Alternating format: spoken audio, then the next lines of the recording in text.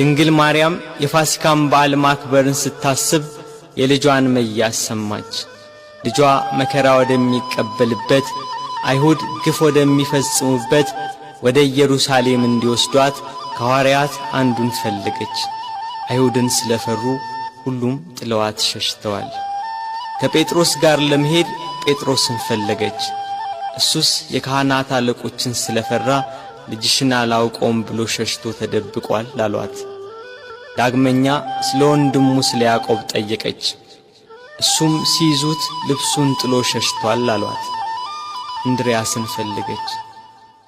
እሱስ ከልጅሽ ጋር ወደ ከተማ አልመጣም አሏት። ቶማስም እንዲሁ ሸሽቷል። በርተሎሜዎስን ጠየቀች። ከሁሉ አስቀድሞ ሸሽቷል አሏት። ፊልጶስን ጠየቀች። እሱስ አንድ ጊዜም አልታየም አሏት። ማቴዎስን ጠየቀች። እሱማ ግብር ተቀባይ ስለነበር ከሁሉ ይልቅ ፈርቶ ተሸሽጓል አሏት። ሁሉንም አንድ በአንድ ጠየቀች። ከእርሱ ጋር ወደ ቀራንዮ ከሄደ ከዮሐንስ በቀር አንድም አላገኘችም። እያለቀሰችና እያነባች ወደ ቀራንዮ ገሰገሰች። ሁሉም ፈርተው ተሸሽገዋል። አንድስ እንኳን አብሮት የሚሆነው መከራውን የሚጋራው ባለመኖሩ እኒያ ጸሐፍትና የካህናት አለቆች ይግባኝ ብሎ የሚጠይቃቸው፣ ተዉ ብሎ የሚከለክላቸው፣ በቃችሁ ብሎ የሚያግዳቸው ባለመኖሩ በመድኃኔ ዓለም ላይ መከራና ስቃይ ያበዙበት።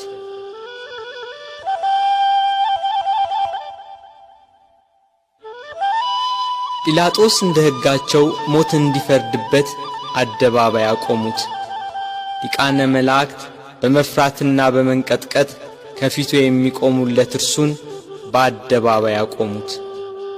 የጌታችን የኢየሱስ ክርስቶስ እናት እመቤታችን ቅድስት ድንግል ማርያም ከእህቷ ከቀሎጵያ ልጅ ከማርያምና ከመግደላዊት ማርያም ጋር ከመስቀሉ አጠገብ ቆማ ሆድን በሚያቃጥል አንጀትን በሚቆራርጥ በጽኑ ሐዘን ታለቅስ ታነባ ነበር። በድንግልና ስለ ጸነሰችው ስለ ተወደደ ልጇ ድንግል ማርያም ለምን አታለቅስ? 9 ወር ከ5 ቀን በማኅፀኗ ስለ ወሰነችው ልጇ ድንግል ማርያም ለምን አታለቅስ? የድንግልና ጡት ወተት ስላጠባችው ልጇ ድንግል ማርያም ለምን አታለቅስ? በስደት ከሀገር ሀገር ተጉዛ በግብፅ በረሃ ስለ ተንከራተተችበት ልጇ ድንግል ማርያም ለምን አታለቅስ? ራሔል ስለ ልጆቿ የምታለቅስ ከሆነች ድንግል ማርያም ለልጇ ለምን አታለቅስ?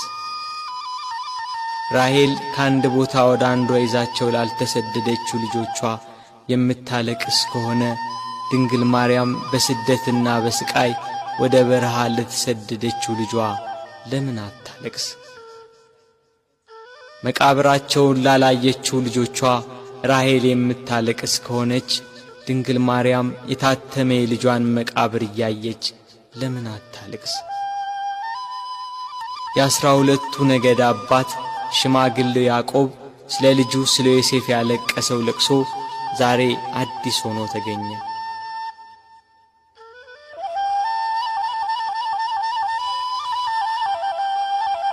ያዕቆብ ልጁ ዮሴፍን ወንድሞቹ ሲያስሩት አላየም።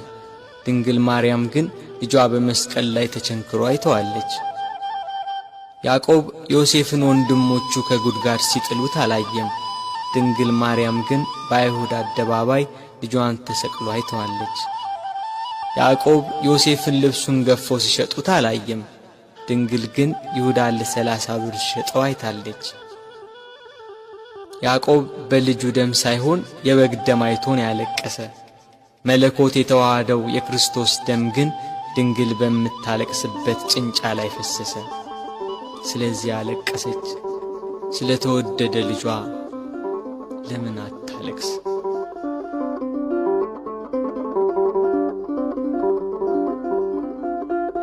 ሰባቱ የመላእክት አለቆች መጥተው አረጋጓት፣ አጽናኗት።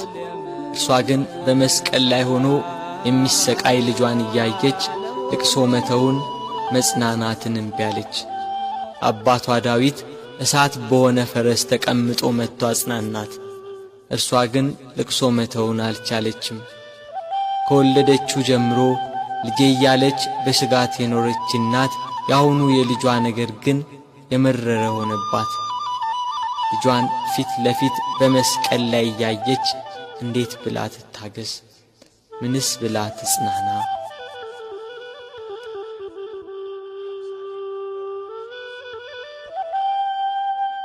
አለመጽናናቷን ያየ ልጇ ወዳጇ እነኋት እናቴን ብሎ የወደው ለነበረው ደቀ መዝሙር ለዮሐንስ አስረከባት።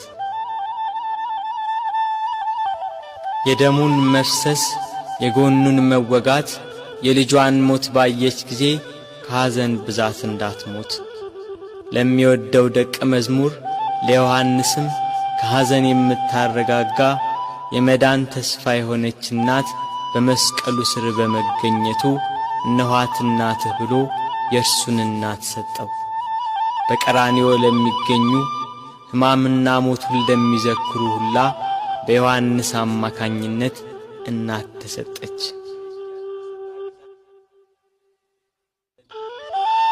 ቤት ከገባችም በኋላ መጽናናትና ልቅሶ መተውን አልቻለችም። እስከ 3 ቀን ድረስም እህል ውሃ አልቀመሰችም።